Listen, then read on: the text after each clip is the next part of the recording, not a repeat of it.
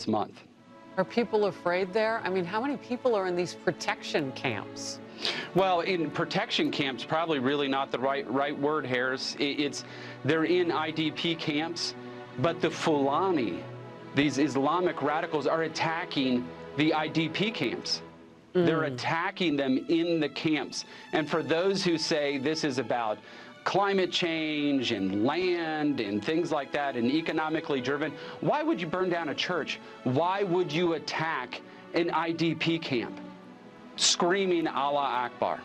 I think that it's very clear what the answer is there, right? They're trying to erase the Christians in Benue State and around Nigeria from their ancestral homeland. Yeah, and some kind of bizarre caliphate, I would imagine, is part of the plan, too. And there is a person on this mission, Republican Congressman Riley Moore, who just led a congressional delegation, not over Zoom, but by armored vehicle. You went into this country at a time when they are taking Christians, and you went to these camps of internally displaced people. First of all, welcome to The Focus. Tell me what the people told you. Well, Harris, it was really shocking.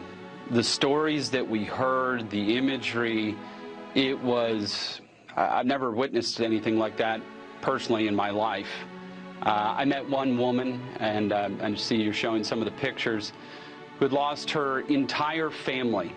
5 of her children were murdered right in front of her, and she was pregnant at the time and was able to escape.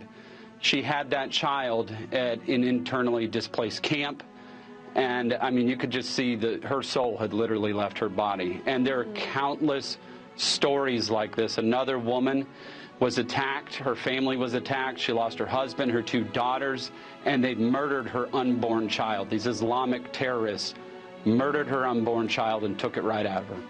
You know, I don't know. It's beyond words.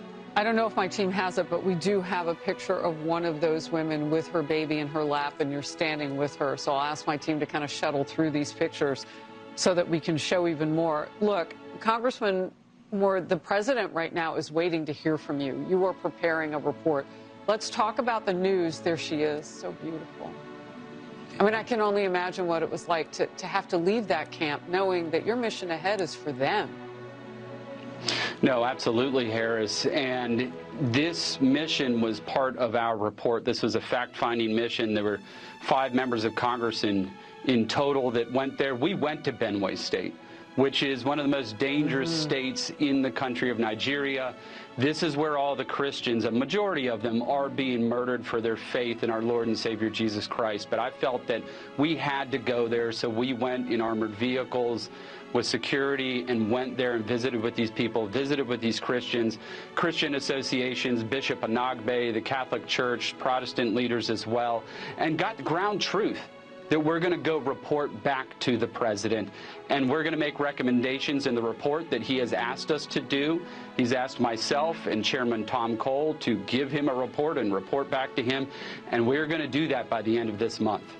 Are people afraid there? I mean, how many people are in these protection camps? Well, in protection camps, probably really not the right word, Harris. They're in IDP camps, but the Fulani, these Islamic radicals, are attacking the IDP camps. They're attacking them in the camps. And for those who say this is about climate change and land and things like that and economically driven, why would you burn down a church? Why would you attack an IDP camp?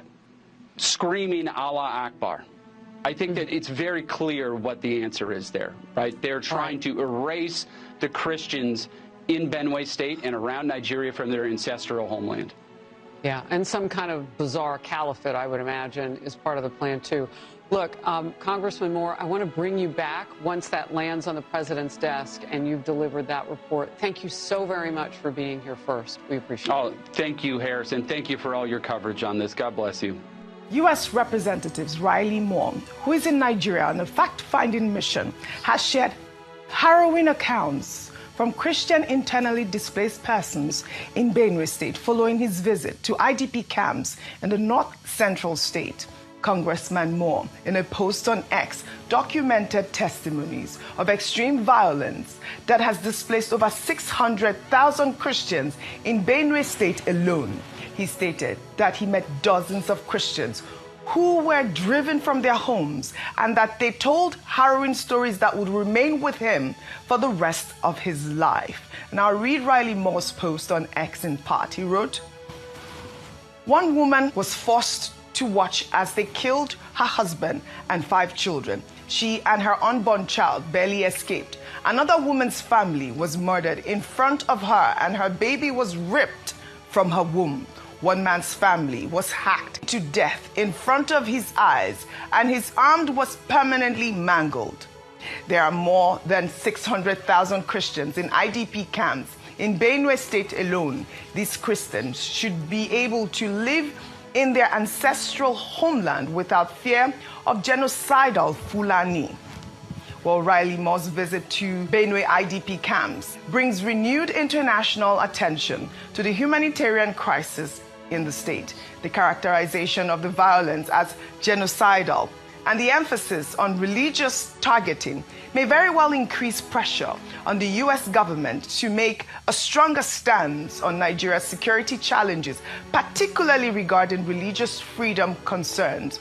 And of course, the US House of Appropriation responded to Riley Moore's post on X, and they wrote, "America will not look away as innocent lives are stolen."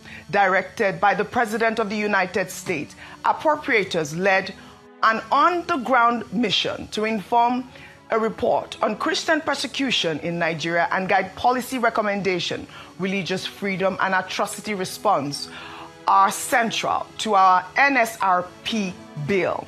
And I'll take a reaction from a Nigerian user on X. He wrote, "I have to say, I'm genuinely surprised at the amount of effort the US is putting into these congressional hearings. A big delegation in Nigeria going around the country and talking to actual people. Nigerian leaders don't even care that much about this stuff." Very weird and interesting. Well, thank you, Dr. Ruben. I will just put it like this.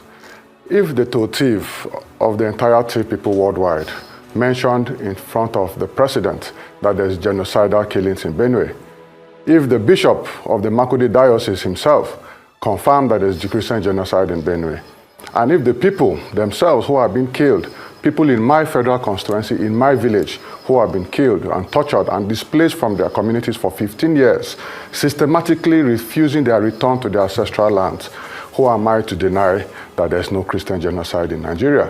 The truth of the matter is there's genocide taking place in many parts of Nigeria. Now, the question is, when we think about genocide, we remember the Tutsi genocide. We remember the southern Darfur genocide, the southern Congo, we remember the genocide against the Jews by the Nazis. So it brings back very negative memories of what genocide actually is. So it is unthinkable that our people, a Tiv ethnic group of Nigeria, Benue State as a whole, will be subjected to genocide. I don't believe that the Tiv people of Nigeria can be wiped out, or Benue State can be wiped out from the face of this country. But the truth of the matter is there is a systematic genocidal attack against many communities in Nigeria. Well, it is the US that is now waking our Nigerian politicians up. This US congressman sent by Donald Trump to Nigeria for a fact-finding mission saw more than what we feel we know. He said that there are more than 600,000 people in IDP camps.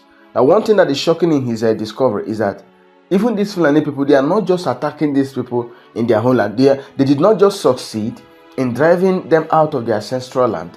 They are also attacking the IDP camps. But the Reverend Father, who claimed that he's still a Reverend Father, that there's no Christian genocide in his state, Benue State, said that these people are after land. If they are after land, what do they also want in IDP camps? If they have succeeded in driving them out of their land and they are now in IDP camps at the mercy of the government, at the mercy of donation, charity organization, non-governmental organization, or maybe Red Cross, why are they still attacking the IDP camps? So it's a systematic genocide. But They just want to shut everybody's mouth up. I have got some videos, gory videos as it is, from people that really visited the IDP camp. If you see this video, you will show the hut where these people are living is terrible. Look at, these are the videos of the real IDP camp. Yeah, there are different type of IDP camp. I want to grade it for the high class and the low class. There are different IDP camp, but there are videos they don't want to show you. This young man in this video went to one of the IDP camps in Benue State. Look at where people are living. They were chased out of their ancestral land, and they were all gathered in an IDP camp. And they are not even allowed to stay in that IDP camp. They just want, it's called ethnic cleansing. I don't know what these Fulani people think.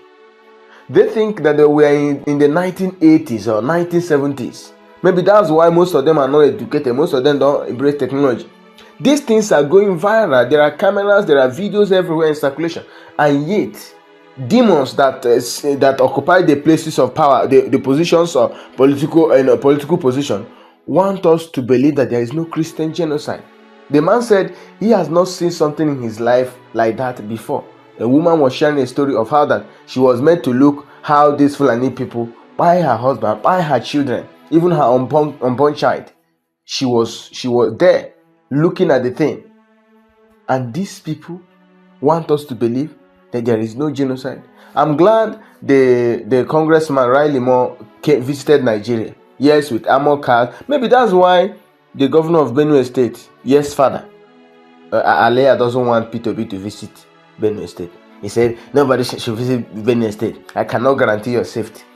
More than 600,000 people are in IDP camps.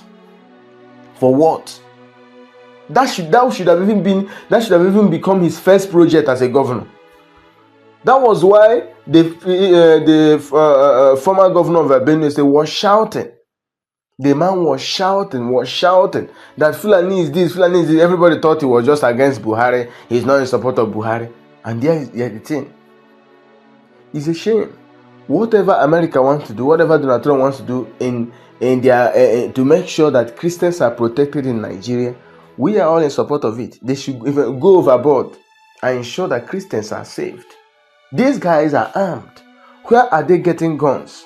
Where are they getting all these weapons? They will go and slaughter people like chicken. And the government wants everybody to keep quiet. This is terrible. Look at the video. In fact, the man said, if you say it's all about climate, it's all about land grabbing, because that's the story. I've told people, leadership is not just English. It's not certificate. The governor of Benue just speak English with either American or British English where he got his education from. Just speaking English, everybody believe that yes, because he speaks good English, he can lead. No, leadership is not English. If you see someone who is a leader, you will know. He is not, to me, he is not a good leader. The governor of Benue State is not a good leader. People use, because he's a reverend father, one thing that is plaguing Africa is across religious lines and tribal lines, majorly Nigeria. The reason why we are yet to produce a leader who understands the needs of the country, a leader who knows what the country needs, is because of religious line and tribal line. So because he's a reverend father, everybody say, yes, father, yes, father. He can be a good leader. He can. Nigerians need someone who is a strong, who has strong hand to deliver Nigeria from this malady. It needs a strong personality, someone that is stone-hearted and stout-hearted. That's the kind of leader Nigerians need.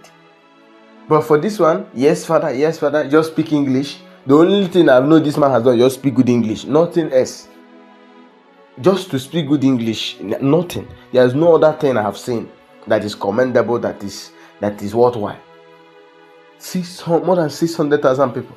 Well, the people in Plateau are also calling on American congressmen and women to come and visit Plateau too. When they visit Plateau, they will even hear more stories that are damning. Why didn't this man look at this House Arrest member from Benue State? It is now that he's admitting that there's systematic genocide in Benue. Why have we not heard his voice since? Because he doesn't want to lose his seat.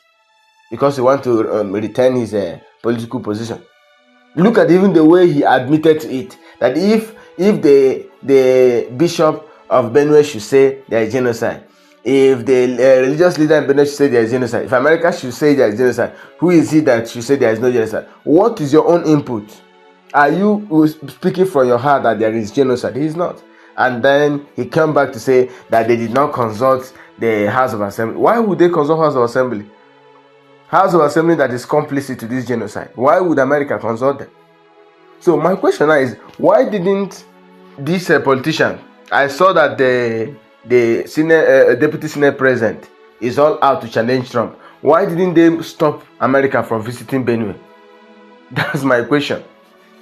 Why didn't House of Reps move a motion to prevent US from visiting Nigeria to do the fact-finding mission? Why didn't they do that? When you see somebody that is stronger and higher than you, you just have to be obedient. That's just it. And God is like, it's like God just has answered the prayer of many Nigerian Christians, and everything now is in the public eye. The days of reckoning of these Fulani jihadists have come. Their days have been numbered. So a time is coming when everybody will reply these Fulani jihadists and Fulani herdsmen or jihadists with their same energy, because the only solution to this problem is to reply them with their energy. They feel they can go around with guns. They are not licensed to use guns. They go around with guns, buying people. It's high time. When that time will come, maybe next year 2026, we will see where Nigerians will be allowed to have their own ammunition. They will be allowed to have their own weapon as well, so that when you come, you feel like you are an emperor. You are the new Hitler. Nigerians will also reply you with that same energy. Look at what is happening. There is no day that we don't hear about kidnapping. You kidnap somebody that does all his life, he has not even seen 1 million naira in his account, and then you are requesting for 100 million naira ransom, because you know that it will go viral and everybody will be calling the government out, and the government will provide the ransom. It's terrible, the days we live in this country. Few days ago, we hear that GUO transport is rolling out bulletproof cars, and people were like, why is it that in Nigeria we easily adapt to any situation, instead of us to fight against whatsoever is situation that comes up? We easily adapt to it. So people, if you are traveling from Lagos or Abuja to the east, you'll be paying 70 to 90,000 naira because of bulletproof.